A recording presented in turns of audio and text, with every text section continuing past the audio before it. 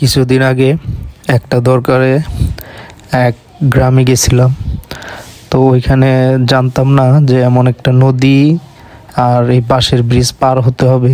তো motor cycle নেওয়ার কারণে আমাদের মোটর সাইকেল আরেক বাসায় রেখেই এই বাঁশের ব্রিজ দিয়েই পার হওয়া লাগতেছে। আর বাঁশের ব্রিজটা এখন খুবই রেয়ার। তো এটা দেখার পরে আমার কাছে আশ্চর্য লাগছে যে এখনও গ্রামে গেলে এমন বাঁশের সেতু পাওয়া যায়, যেগুলো দিয়ে মানুষ, এক গ্রামের পুরা এলাকার মানুষ এটার উপরে নির্ভর, এটা দিয়ে পার হয়। আর পানি কমে যাওয়ার কারণে নৌকার ব্যবহারও অনেকটাই কমে গেছে। তো বাঁশের ব্রিজটা দিয়ে হাঁটলাম, পার হলাম। আমার কাছে মনে হলো যে বাঁশের ব্রিজটা যে কোনো সময় একদম ভেঙে যেতে পারে।